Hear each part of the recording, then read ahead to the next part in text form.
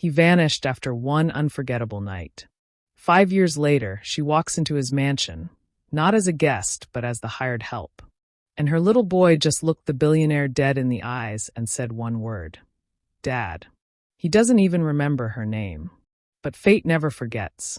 Hello family, welcome to True Life Stories. Please subscribe and leave a like for us, it means the world to us. Also share this video to your friends and loved ones and turn on post notifications so you don't miss future videos from us. Thank you as you do so. Sit back and relax as we dive into the story. The air shimmered with the faint hum of conversation, the clinking of crystal flutes, and the low beat of music pumping from hidden speakers. The rooftop of the Beckford Tower was awash in golden light, with strings of Edison bulbs twinkling overhead and a bar carved from marble glittering beneath the night sky. Waiters weaved through the crowd, balancing silver trays of champagne and hors d'oeuvres like clockwork. Liam Beckford stood with one hand in the pocket of his tailored navy suit, staring out over the glittering Manhattan skyline. His jaw was tense, his glass of untouched champagne glinting beneath the moonlight. "You're brooding again," said Marcus, his lifelong friend and CFO of Beckford Tech, nudging him with a smirk. "You're at your own party, and you look like you're about to bolt." "I might," Liam replied dryly, eyes scanning the horizon. "This whole thing, it's performative. I don't even know half these people. That's because most of them are here for the brand. Not you." Liam sighed. "Exactly." He excused himself, ignoring the crowd of investors, influencers, and heiresses who floated toward him like moths to flame. He drifted toward the far end of the rooftop, behind a row of tall planters and glowing sculptures that gave a bit of illusionary privacy. There, tucked between the shadows and soft jazz, was a small seating alcove, and someone already sitting there. A woman. Alone. She was sketching something in a notebook. She wore a simple black dress that hugged her curves modestly, but with elegance. No diamonds. No designer handbag. Just presence. Liam paused. She looked up. "Private party," she said with a half-smile, closing her notebook slowly. He grinned faintly. "You don't look like the typical guest." "Neither do you," she replied, tilting her head. "Too bored. Too clean. Definitely too sober." He chuckled. "You got me. I'm Liam." "Vanessa," she said, shaking his hand. "And yes, I snuck in. Sort of." He sat down next to her, intrigued. "Sort of. My best friend works catering. Said I needed to get out, see how the other half lives. I figured if I kept my mouth shut and blended in, no one would notice. And yet here I am," Liam said. "And here I am," she replied. "Do you always approach strange women in the shadows of your own parties?" He laughed. "Only the ones sketching instead of schmoozing." She opened the notebook slightly, showing him the rough outlines of an elegant plated dish, a swirl of color, dots of sauce, and something delicately garnished. "You're an artist?" he asked. "A chef, actually. Or trying to be. Still in culinary school. I sketch dishes to visualize flavors." She met his gaze. "And what do you do?" He hesitated. For once, he didn't want to be the Beckford heir or the tech prince. "Just Liam. Just a man. I work with technology," he said simply.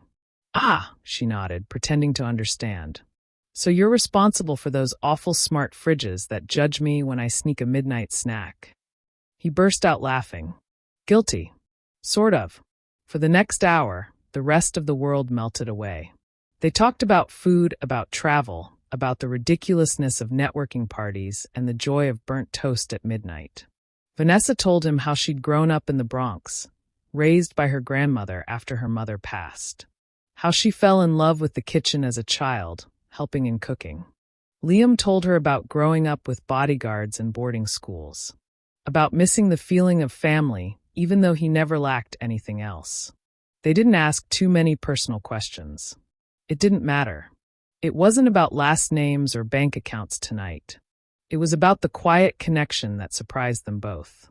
When the wind grew cooler and the music faded slightly, they were leaning closer, laughing too much, fingers occasionally brushing. Liam touched her cheek softly, and she didn't pull away. "Stay with me tonight," he said, voice barely above a whisper. Vanessa hesitated, her breath caught somewhere between logic and longing. Then she nodded, the tiniest motion. They ended up in the guest suite of a luxury hotel he booked minutes later, the skyline stretching across the floor-to-ceiling windows. The night unfolded slowly, a tender unfolding of limbs and stories, both spoken and silent. He kissed her like someone he'd known for years, and she clung to him like someone who wanted just one moment to be seen, truly seen. When she woke, he was gone. A note lay on the pillow beside her. "Thank you for reminding me who I am. L." She stared at it for a long time, her fingers trembling slightly, the dawn seeping into the room. She never learned his last name. The fluorescent lights of the small Bronx bodega flickered as Vanessa Rivera stood by the checkout counter, one hand resting absently on her stomach. The faint hum of the refrigerator behind her did little to drown out the sudden, growing unease that had crept into her bones for the past week. She paid for the ginger ale and saltines, comfort food, she'd told herself. But as she walked home through the chill spring air, her steps slowed. Her mind replayed the rooftop, the hotel suite, him. Liam. His voice low and intimate. His touch almost reverent. His eyes like they saw straight through her. She hadn't stopped thinking about that night. Not because it was romantic, though it had been, but because something inside her changed afterward. A current, a shift. Her period was now nearly 2 weeks late. She'd chalked it up to stress at first. Long shifts at the diner. Double coursework. A life stretched too thin. But now the feeling was different. Quietly insistent. Like her body was keeping a secret. When she got back to her apartment, a narrow, third-floor walk-up that always smelled faintly of fried onions. She dropped the plastic bag on the counter and stared at her reflection in the cracked mirror above the sink. "Okay," she whispered to herself. "Let's not panic." She opened the bathroom cabinet, where a box of cheap dollar store pregnancy tests had been sitting untouched for months. Not because she expected to need them, but because her best friend Rosa always joked you should keep one on hand, just in case. She took the test. Waited. 1 minute. 2. 3. The result appeared slowly, as if reluctant to speak its truth. 2 lines. Vanessa sat down on the closed toilet lid, the white stick dangling from her fingertips. Her breath came shallow. 1,000 thoughts exploded in her mind, none of them coherent. "No," she said aloud. Then softer. "Oh my." She grabbed her phone. No texts. No number. Nothing but the letter L on that note. She'd never asked for his last name. He never offered it. Just one perfect night. Now this. The next few weeks passed in a haze of nausea, fatigue, and mounting fear. She told no one. Not Rosa. Not her professors. She kept working the morning shift at the diner and cooking in the evenings for private clients, all while researching prenatal care on her cracked phone screen. One night, after a particularly rough shift, she sat on the rooftop of her building, clutching a mug of peppermint tea. Her grandmother used to say peppermint helped soothe the nerves, though nothing about this moment felt soothing. "I can't do this," she whispered to the dark. But then she thought about the flutter she'd felt that morning, an odd, inexplicable sensation low in her belly that wasn't gas or sickness. It felt alive, present, like someone else was there now, quietly anchoring her. She pressed a hand to her stomach. "I don't know how," she said softly, "but I'll figure it out. I promise." By the time her belly rounded into a soft curve, she'd withdrawn from culinary school. Not out of shame, but necessity. The tuition was too steep, and her energy was no longer infinite. Instead, she picked up work at a local community kitchen. The pay was dismal, but the people were kind, and the food reminded her of home, the kind of food that fed not just the body but the soul. She told Rosa when she was 6 months along. "You're what?" Rosa gasped, dropping the mixing spoon mid-sauce. "Pregnant," Vanessa said deadpan. "And no, I'm not giving you naming rights." Rosa blinked at her. "But how? You haven't been on a date in, oh my God. Was it that guy?" Vanessa nodded slowly. "The rooftop party guy?" Rosa shrieked. "You mean to tell me you're carrying the love child of Mystery Suit?" I don't know his last name, Rosa, Vanessa snapped. All I have is a note. They sat in silence for a long minute before Rosa said softly, You sure you want to do this alone? Vanessa looked down at her belly, now firm and undeniably full of life. No, she said, but I don't have a choice. Noah was born on a rainy Tuesday in late October. He entered the world screaming, fists clenched and eyes impossibly large. When the nurse laid him on Vanessa's chest, she stared at him for a long moment. He was perfect. Every tiny breath, every soft noise. And he looked just like him. Hi, baby, she whispered, tears slipping down her cheeks. It's you and me now. The years blurred into each other like soft watercolor. Vanessa worked tirelessly, cooking, delivering meals, sometimes offering private dinners for rich clients when she could find them. She built a quiet life with her son. Noah was bright and inquisitive. He loved being in the kitchen with her, always asking questions and inventing silly recipes like marshmallow tacos and ice cream soup. Every once in a while, when he smiled a certain way, she saw Liam. She told Noah only that his father had been kind, and that they'd lost touch. She never expected to see Liam Beckford again. Not until a strange email appeared in her inbox, forwarded from an agency she had almost forgotten she'd applied through. Private chef needed, Manhattan estate. Confidential employer. Immediate start. She applied on impulse. She needed the money. She needed the change. She had no idea that her past, and Noah's future, was waiting behind the gates of that estate. The Beckford estate wasn't just a house. It was a world of its own. Vanessa stared out the window of the town car that had been sent for her, clutching Noah's hand in hers. His little fingers, sticky from the granola bar he had eaten during the ride, were curled around her thumb. His nose pressed to the glass as rows of trees passed by, their green canopies shading the winding driveway like a tunnel into another universe. Mom, he whispered, this place is huge. It's like a castle. Vanessa didn't answer right away. Her heart thumped too loudly in her chest. Her application had been rushed, sent off in a haze of exhaustion and instinct. She hadn't expected to hear back, let alone receive an offer within 24 hours. The agency gave little detail about the client, citing a non-disclosure clause. But the salary was more than she'd ever seen on a check, and housing was included. They had said she could bring her child. That was all that mattered. Yes, she finally murmured. It's a very big house. The car pulled into a circular stone driveway bordered with manicured hedges. A grand mansion loomed ahead, its windows gleaming in the morning sun, white pillars towering like marble sentries. The front doors opened before the car even stopped, and a man in a slate-gray suit stepped forward. Ms. Rivera, he said, nodding. Welcome. I'm Gerald, the estate manager. She stepped out, smoothing her navy dress, worn for professionalism but already slightly wrinkled from the ride. Noah hopped out after her, holding her hand tightly. Gerald's eyes flicked to the boy. This must be Noah. Yes, sir, Vanessa said, swallowing. Very good. The kitchen is this way. No formal paperwork. No questions. Just movement. Professionalism wrapped in secrecy. As they walked through the house, Vanessa took in gleaming floors, vaulted ceilings, and endless corridors of art and stillness. Everything smelled faintly of cedar and citrus polish.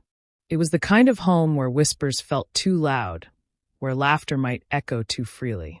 Noah tugged at her hand. Mommy, look. A piano. Sure, she said gently, though her smile betrayed her awe. The kitchen was massive. Stainless steel counters, industrial ovens, a walk-in refrigerator, and a window that looked out over a pristine back garden. A pantry larger than her entire Bronx kitchen sat just beyond a frosted glass door. Gerald gave a clipped nod. You'll have full access here. Meal schedules are flexible, but breakfast at 8, lunch at 1, dinner at 7 unless noted otherwise. The family prefers Mediterranean cuisine with organic ingredients. The staff eats separately. Vanessa blinked. The family? Do I meet them? Eventually, Gerald said. The homeowner travels often. You'll mostly interact through me, at least at first. He handed her a binder. Everything you need is here: menus, pantry inventory, dietary notes, estate rules. Your quarters are down the hall. Noah's room is adjoining. He turned to go, then paused. The estate is large. Please keep the boy from wandering too far. There are sensitive areas. Vanessa nodded. Of course. After he left, she leaned against the marble island and exhaled deeply. Noah was already exploring, opening drawers, marveling at the walk-in fridge. Mom, he said, his voice hushed in wonder. Can we live here forever? She smiled, walking over to kneel beside him. Let's just take it one day at a time. Her first shift started with a simple breakfast: avocado toast with poached eggs, Greek yogurt parfaits, and pressed juice. She set the plates on a silver cart and wheeled it toward the dining room. The room was empty. She set the table quietly, her hands steady even as her mind buzzed. There was no sign of the homeowner. The next few days passed in rhythm. Cooking, cleaning, prepping. Gerald communicated any changes. A guest arriving. A missed lunch. An early breakfast request. The man was efficient, professional, but distant. Vanessa found peace in the kitchen, chopping, blending, roasting, organizing ingredients like puzzle pieces. Noah stayed close. He brought his toy trucks and coloring books, setting up camp in a quiet corner of the kitchen while she worked. He was well-behaved, curious, and polite, her little sous chef, always asking questions. Why do you always add salt before you taste it? He asked one afternoon as she simmered a tomato reduction. Because it wakes up the flavor, she said. But not too much. Cooking is balance. Like when I try not to spill juice on my drawings? She laughed. Exactly like that. He made her laugh more in this mansion than she had in months. It was on the 5th morning that it happened. She was plating a spinach and feta frittata when she heard footsteps, different from Gerald's. Heels on wood. A faint, authoritative stride. Then a voice. Vanessa, the homeowner is on site today. He'll be joining for breakfast.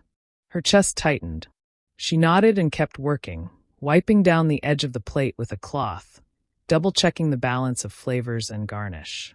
Noah, already dressed in clean clothes, was sitting on a stool by the window, swinging his legs. The doors opened behind her. She didn't turn immediately, focusing on the plating. And then, Mom. Noah's voice was quiet, almost confused. She looked up. He wasn't looking at her. He was staring at him. Tall, sharply dressed in a charcoal button-down. His presence filled the room without effort. His face, so familiar it made her chest hurt, was frozen in place, staring at the boy. Noah pointed. That's him, he said, eyes wide. That's the man from my dreams. Vanessa's body turned cold. Noah, what? And then the boy said it. One word. Clear. Loud. Like it belonged to him. Dad. The silence that followed was deafening. Vanessa turned slowly. Her heart punched her ribs as her eyes finally met his. Liam Beckford. His face paled, his brows furrowed, lips parting slightly. She felt the room tilt. You, he breathed. She tried to speak. Nothing came out. The air between them stretched tight, trembling with recognition, disbelief, and the 5 years that had passed in silence. Liam Beckford hadn't been able to sleep. He'd returned from a red-eye flight at dawn, his head thick with jet lag and numbers, meetings still rattling through his brain. Southeast Asia. Board negotiations. Product launches. But none of it mattered as much as the gnawing feeling inside him. The one that crept into his chest at night when he closed his eyes in silent homes, cities away from anyone who actually knew him. He'd built an empire on algorithms and architecture, but the cost was something he still couldn't name. That morning, Gerald had informed him of a new hire, a private chef.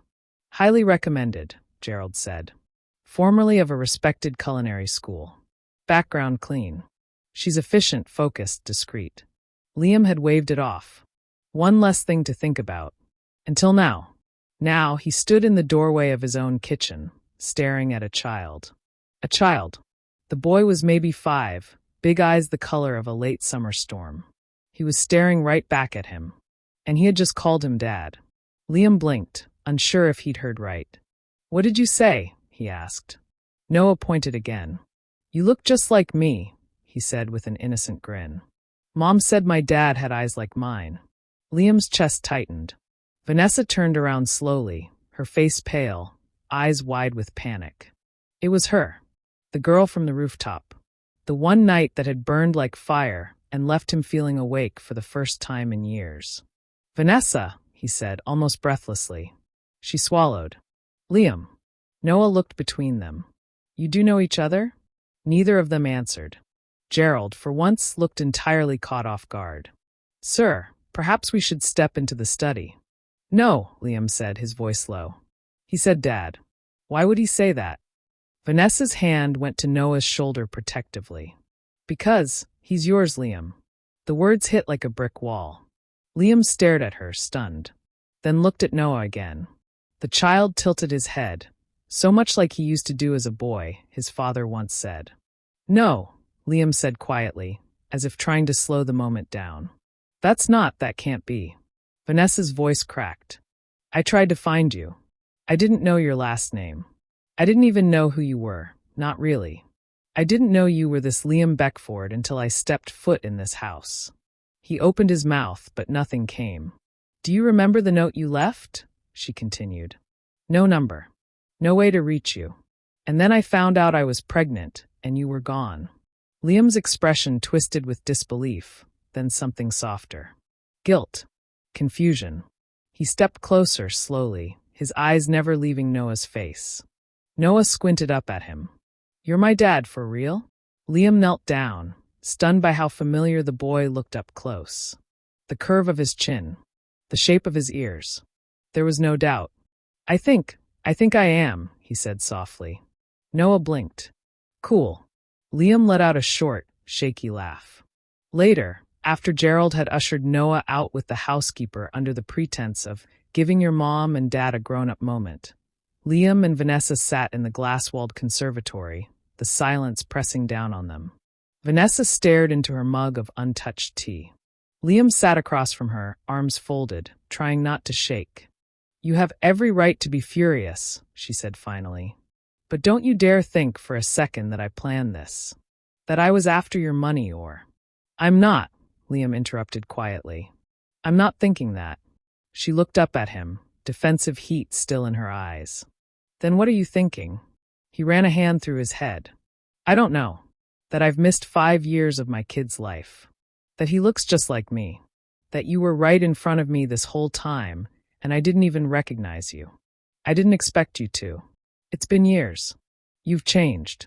He let out a breath. Apparently not enough for him not to call me Dad. They fell into silence again. I named him Noah, she said. He likes drawing dinosaurs and putting strawberries in his grilled cheese. He hates loud noises and always sleeps with one sock off. Liam smiled faintly. Smart kid. Vanessa's voice trembled. He's everything. I want to get to know him, Liam said after a long pause. I want to be a part of his life. If you'll let me. She looked down again. It's not that simple. I know. But it should be. Liam, your world is not mine. I'm not someone the Beckfords would ever want around. I'm not some heiress or corporate lawyer or whatever they breed in your circles. I don't care about that. You will when this leaks to the press. When your board starts whispering. When your mother finds out. He flinched slightly at that last part. She leaned forward. I kept him safe. That's all I've tried to do. If you want to be part of his life, you need to understand something right now. He's not a secret to parade around, or a legacy trophy, or a scandal to bury. He's my whole life. Liam met her gaze, the gravity of her words settling deep in his chest. Then I guess, he said softly, it's time I started earning my place in it. The silence in the conservatory was thick with everything they hadn't said. Liam hadn't moved since Vanessa left the room, needing to check on Noah. She'd walked out with her spine stiff and her shoulders squared, as if she'd taken 5 years of emotional weight and wrapped it around herself like armor. He couldn't blame her. He sat still, staring out at the glass garden beyond the conservatory. Flowers bloomed in perfect order, pruned and placed by estate staff, monitored by seasonal calendars, as if nature could be bent to human design. It reminded him of his life, beautifully constructed and completely out of touch with anything real. But that boy, Noah, his boy, that was something else. Liam leaned forward, resting his elbows on his knees. His fingers curled into fists. He needed to know. There couldn't be room for assumption, not in a life this tangled, not when it involved a child. By the next morning, the paternity test had been arranged. Discreetly, of course. Gerald made the call without asking questions. A private physician came in through the service entrance, clipboard in hand, eyes down, trained not to ask why the Beckford heir was swabbing the inside of a 5-year-old boy's cheek while trying not to tremble. Vanessa had stood next to Noah during the process, one hand resting gently on his shoulder. Her face was unreadable. Not angry, but not forgiving either. She looked like someone who had been bracing for this moment since the day she saw 2 pink lines appear on a plastic stick. Noah didn't fuss. He thought it was some kind of game. "Am I going to turn into a superhero now?" he asked the doctor. Liam chuckled despite himself. "Something like that, bud." The results arrived the next day. Liam opened the envelope alone, standing by the floor-to-ceiling windows of his home office, the Manhattan skyline peeking through the horizon like a distant promise. 99.9% probability of paternity. It hit harder than he expected. Not because it was a surprise, he knew just by looking, but because it made everything real in a way his mind hadn't fully allowed yet. It made him a father. He stood there for several minutes, the paper crumpling in his hand as the weight of 5 years settled on his shoulders. He found Vanessa in the back garden. She was kneeling next to Noah, helping him plant a row of lavender in the decorative bed along the stone path. Her curls were pinned up loosely, her sleeves rolled, and her hands smudged with soil. She looked like she belonged there, more than he ever had. "Hey," Liam said softly. She looked up. He held out the envelope. "It's official." Vanessa didn't take it. She just stared at him. "I knew it would be." Liam shoved the paper back into his pocket. "I want to be in his life, Vanessa. Not just visits. Not just holidays. Really in his life." Her jaw tightened. "And what does that mean to you?" "It means I want to get to know him. I want him to get to know me. I want him to feel like he has a father who doesn't vanish before breakfast." She stood slowly, brushing the dirt from her knees. "And when your mother finds out, when she learns there's a 5-year-old outside the bloodlines she curated for your legacy." Liam met her eyes. "I'll handle her." "You say that like it's easy." "It's not. But neither is being the guy who walked away and missed everything. His first steps, his first words, his first loose tooth. I can't change that. But I can try now. I want to try." Vanessa studied him for a long moment. "Okay," she said finally, voice low. "Then start with breakfast. With stories. With laundry. With late-night Lego building and bedtime tantrums." He blinked. "You want to be in his life, Liam?" she continued. "It doesn't start with your last name or the money in your account. It starts with him. And it starts small." That night, Liam read Noah's story for the first time.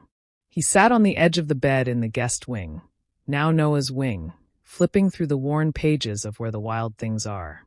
His voice was rusty, but Noah clung to every word, curled up beside him, thumb half in his mouth. Vanessa watched from the hallway, one hand pressed to her lips, tears stinging her eyes. The following days passed in slow, cautious rhythm. Liam rearranged his schedule, began working from home more. He tried to learn Noah's world, his quirks, his rhythms, the small things that made him tick. He discovered that Noah liked breakfast at odd hours, hated socks with seams, and collected rocks with shapes that looked like things, even if no one else could see it.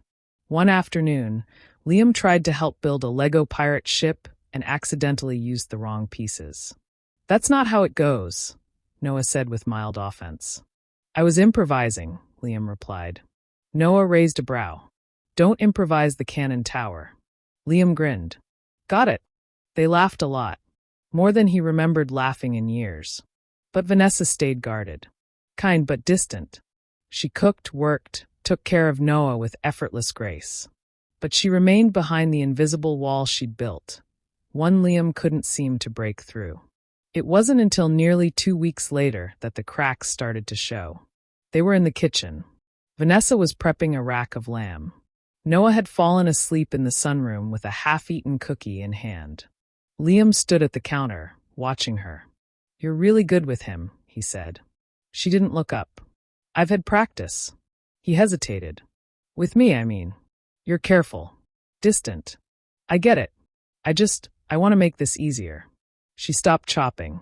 "There's no such thing as easy," she said. "Not when you've been carrying everything alone for 5 years. Not when you get a phone call, and suddenly the man who disappeared on you is standing in your kitchen again, talking about bedtime routines like nothing happened." Liam said nothing. She turned to him. "You want trust? You want more? That takes time. And patience. And proof." Their eyes met. And for the first time, he didn't try to fix it. He just nodded. "Then I'll wait," he said. "And I'll keep showing up." That night, she found a note on her nightstand. Handwritten. Folded neatly. "I don't deserve a second chance. But I'm here anyway. And I'm not leaving again. L." She folded it shut, closed her eyes, and let the tears fall. Not from pain. From something that almost felt like hope. The Beckford estate had always been a fortress. It was built not just of stone and steel, but of control, layered expectations, social contracts, and carefully guarded appearances. Liam had grown up walking those pristine halls like a ghost in his own home, his life planned out by the hour and photographed by the press. Now, those same halls echoed with the sound of small feet, toy trucks skidding across marble, and the unexpected joy of a boy's laughter. And Liam loved it. He was learning. Slowly, clumsily. He made pancakes shaped like dinosaurs, even when they looked more like blobs. He let Noah climb onto his lap during Zoom meetings. He bought bedtime books and practiced goofy voices until the boy fell asleep mid-giggle. And Vanessa, she was still a guarded mystery. Her eyes lingered longer now. Her voice softened when she spoke to him. But trust wasn't something she gave lightly. Especially not to the man who had disappeared without knowing she'd been carrying the greatest secret of her life. Then one afternoon, Victoria Beckford arrived. Without warning, without invitation. The black Rolls-Royce swept up the drive, sleek and menacing beneath a cloudless sky. Vanessa was in the kitchen prepping lunch. Noah was in the solarium stacking a tower of books. Gerald entered the kitchen in his usual precise manner, but his face betrayed something he never allowed, concern. "She's here," he said simply. Vanessa blinked. "Who?" He didn't need to answer. The front doors opened. Liam Alexander Beckford. The voice was smooth, sharp, and unmistakably used to being obeyed. Liam was already walking down the stairs when she swept into the grand hall, tall, poised, elegant in tailored white linen, with a pearl choker like a collar of authority. Victoria Beckford, matriarch of the Beckford legacy, carried herself like a woman accustomed to reshaping destiny with a single raised brow. "Mother," Liam said evenly. She kissed his cheek with cold precision. "I see you've gone into hiding. The board is wondering if you've joined a monastery. I've been working remotely." "From your ancestral estate?" she asked, surveying the space with narrowed eyes. Odd choice for a tech empire. Her gaze drifted and caught sight of movement beyond the archway. Noah. Small. Curious. Watching from behind the column. Victoria's eyes sharpened like blades. "Who is that?" Liam's jaw tightened. "That's Noah. My son." The air shifted. Even Gerald turned pale. Victoria's heels clicked once as she stepped forward slowly. "You're what?" "My son," Liam said, stepping protectively between them. "And before you ask, yes. I'm sure." She turned sharply to Gerald. "You knew." "I did," he said without flinching. "It's not my place to judge." Victoria's face flushed, a rare loss of control. She turned back to Liam. "With whom?" Liam's voice was stone. "With Vanessa Rivera, the estate's private chef. And my son's mother." The silence was deafening. Then came the voice from behind them, steady, calm, laced with warning. "She has a name, you know." Vanessa stood at the kitchen threshold, wiping her hands on a dish towel. Her curls were pinned back, her chef's coat slightly dusted with flour. But her eyes, those deep, unwavering eyes, burned with fierce resolve. Victoria's lips curled. "So you're the girl." "I'm the woman," Vanessa said. "And your grandson's mother." Liam stepped beside her without hesitation. Victoria's expression hardened. "What exactly is the endgame here, Liam? You play house with the help? Abandon your legacy for sentiment." "Don't," he said, voice sharp. "Don't disrespect her." She looked between them, icy and unreadable. "The Beckford name carries weight. Scandal isn't a luxury we indulge." "I'm not indulging. I'm living," Liam replied. "And I won't sacrifice them to preserve a legacy I never asked to inherit." "You have responsibilities." "I have a family now," Liam said, cutting her off. "And they come first." Victoria's eyes flicked to Vanessa, then to Noah, who was still peeking nervously from behind the doorframe. "I see," she said coolly. "Then you've made your choice." "No," Vanessa said quietly. "He's making his choice. Every day." Victoria turned on her heel. "Then don't expect protection when the media comes sniffing. Or the board calls for your head. Or the vultures start circling. Don't expect me to clean up this mess." She strode out the way she came, silent but seething. The doors slammed behind her. Vanessa exhaled slowly, her chest tight. "I told you this would happen," she whispered. Liam reached for her hand. She didn't pull away. "I know," he said. "But I'm not running. I'm not hiding. I want this life, even if it's messy. Even if it scares the hell out of me." She looked at him, really looked. And for the first time, she saw it, the man beneath the air. The father. The fighter. The one who was choosing her and Noah, not because he had to, but because he wanted to. "I can't protect you from everything," she said. He smiled faintly. "Then let's protect each other." From behind them, Noah's small voice piped up. "Mom. Dad. Can I still have grilled cheese?" They both laughed, exhausted, relieved, unsure of what tomorrow would bring, but together. In that moment, in that echoing kitchen of a cold empire beginning to thaw, it was enough. The storm didn't come with thunder or rain. It came with silence. A cold, deliberate silence, like the kind Vanessa had grown up recognizing in empty rooms and unsent letters. It came in the form of emails left unread, calls Liam didn't return, and the weight of a world she never asked to stand against.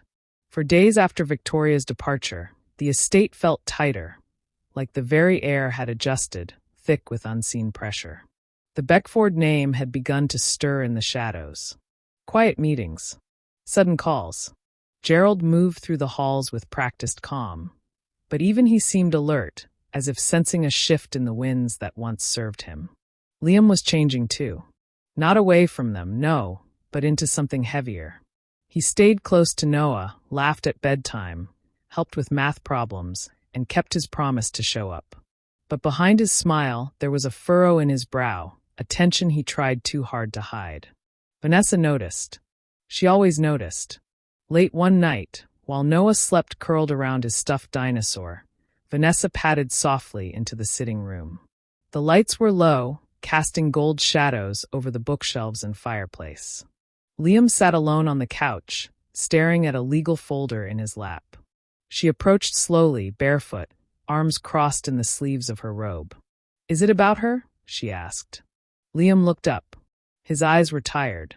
"It's about everything." He set the folder down, opened it. Inside were statements, letters, reports, the language of empire. She didn't read the details. She didn't need to. "Your mother's threatening the board," he said flatly. "She's spreading word that I've compromised my position, that I've become unstable. She's painting this like a scandal," Vanessa murmured. "She's painting you like a scandal," Liam said bitterly. "As if loving you, loving my son, is a liability." He stood, running a hand through his hair. "I spent years earning their trust, fighting to do things differently. Now it's all unraveling because I refused to bury the truth." She approached him slowly. "Then maybe you should let it unravel." He turned sharply. "You think I should walk away from everything?" "I think," she said gently, "you need to decide what matters more, what you built or what you've been given." His voice cracked. You think I haven't asked myself that every hour? Vanessa reached up, her palm brushing his cheek. You've spent your life protecting a legacy that never protected you. Maybe it's time to build something real. Something ours. They stood close, breath shared, hearts rattling against their chests. I don't want you to lose everything, she whispered. I already did, he said. For 5 years. I lost you. I lost him. I won't do it again. The next morning, Vanessa woke to the scent of coffee and the quiet buzz of her phone. A message blinked on the screen. Subject, culinary offer, Paris, France. She sat up, heart pounding. It was a position she'd applied for a year ago, a prestigious culinary institute offering a full scholarship and paid apprenticeship. She had never expected to hear back. Now it was real, and they wanted her. In 3 weeks. She closed the phone. Noah came running in, hair wild, still in his dinosaur pajamas. Mom, Dad said we're going on an adventure today. Did he? She asked softly, lifting him into her lap. Yep. He said we can go anywhere I pick. Even the zoo. But I picked the bookstore. She smiled faintly, kissing the top of his head. An adventure. Right. What she was about to do next felt like the opposite of that. That evening, while Noah built a pillow fort in the living room, Vanessa packed quietly. Just the essentials. A few books. Clothes. A travel sketchpad. One of Noah's tiny t-shirts she pressed to her chest as tears slipped down her cheek. She was leaving. Not because she didn't love Liam, but because she did. And loving him meant protecting Noah from a world that would never stop watching, whispering, weighing their worth against a name they didn't choose. Paris would be a fresh start. She could cook. Live simply. Raise her son without bodyguards or bloodlines. She printed the tickets. And she wrote the note. Liam came home just after sunset. The lights were dim. The house quiet. Noah, he called. Vanessa. He found the note folded on the kitchen counter. His name in her handwriting. He unfolded it slowly. Liam, this house isn't built for the kind of life we need. I wish it were. You've given more than I ever expected. But this world, your world, is not mine. And I won't let our son grow up where love comes second to legacy. Don't follow us. But don't forget us either. We'll be okay. V. The page trembled in his hands. For the first time in years, Liam Beckford felt helpless. And then he did something he never did before. He ran. He reached the airport in a blur, tie undone, eyes wild, hope bleeding from every pore. He scanned the screens. Paris. Gate 43. Final boarding. He sprinted. The terminal blurred. Faces blurred. All that mattered was her. Them. He reached the gate just as the doors were closing. Vanessa, he shouted. She turned. Their eyes locked. And she froze. Noah clutched her hand tightly. Mom. Liam's chest heaved. Don't go. She stared at him, disbelief written across her face. What are you doing here? Everything I should have done 5 years ago, he gasped. Everything I should have done the moment I saw his face. He dropped to one knee out of breath. Come home with me. Or let me come with you. I don't care where. I just want us. Tears filled her eyes. Noah looked between them. Dad? Liam looked up at him. I'm not missing another minute, he said. Not one more. Vanessa's lips parted. Then, without a word, she stepped forward and took his hand. They didn't get on that flight. They went home. Together.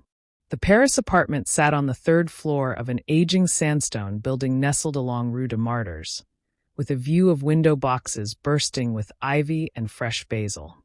The morning air smelled faintly of espresso and rain-soaked cobblestones. There was no gate, no marble columns, no press lurking at the end of a driveway. Just life, real and fragrant and honest. Vanessa stood barefoot in the small kitchen, the smell of cinnamon and browning butter filling the warm air as she stirred a batch of crepe batter. The window was open, and the lace curtain fluttered in the breeze like a sigh. She wore an apron over a faded linen dress, a smear of flour across her cheek. She hadn't worn heels or makeup in weeks, and she'd never felt more like herself. Mom! Noah's voice echoed from the hallway. Dad's putting my shirt on backward again. Vanessa laughed. Because he's trying to turn you into a superhero, remember? No capes. Noah yelled back. She turned toward the doorway just as Liam appeared, rumpled and grinning, holding a very confused-looking Noah who had his arms tangled in his collar. I swear I followed the diagram, Liam said, mock-serious. That's your problem, Vanessa said. You treat his wardrobe like IKEA furniture. Liam chuckled, setting Noah on his feet. The boy ran off again, cape, or shirt, flapping behind him. Liam stepped closer to Vanessa, slipping his arms around her waist from behind. He rested his chin on her shoulder. Something smells amazing, he murmured. Hazelnut crepes, she said. And a little bit of peace. He kissed her cheek, then rested there for a while, breathing in the quiet. It had been 3 months since they left New York. Liam resigned from the board of Beckford Tech 2 weeks after arriving in Paris. He didn't do it with a press conference or a scandal. Just a single press release that read, I've chosen family over empire. I have no regrets. The world had its opinions, of course. Headlines ranged from Beckford heir steps down amid rumors to the woman who tamed the billionaire. But in Paris, none of that mattered. Vanessa began teaching weekend culinary workshops at a small local school. She spent mornings writing a cookbook, part memoir, part recipe journal, called The Ingredients We Keep. Her words flowed with the ease of someone no longer holding her breath. Her dishes spoke of memory, healing, and resilience. Liam, for the first time in his adult life, slowed down. He consulted part-time for small tech startups and read books that didn't have the words IPO or disruption in the title. He learned how to ride the metro. He learned to order coffee in French. He learned to laugh without looking over his shoulder. And most of all, he learned how to be present. Noah thrived in his new world. He took painting classes at a local art studio and brought home masterpieces that somehow always included dinosaurs wearing berets. He made friends at the playground, learned to say merci with pride, and once tried to convince a street musician to trade a harmonica for a rock he said looked like a pirate ship. Their tiny world, once fractured by time and silence, had become a home. Not because it was perfect, but because it was theirs.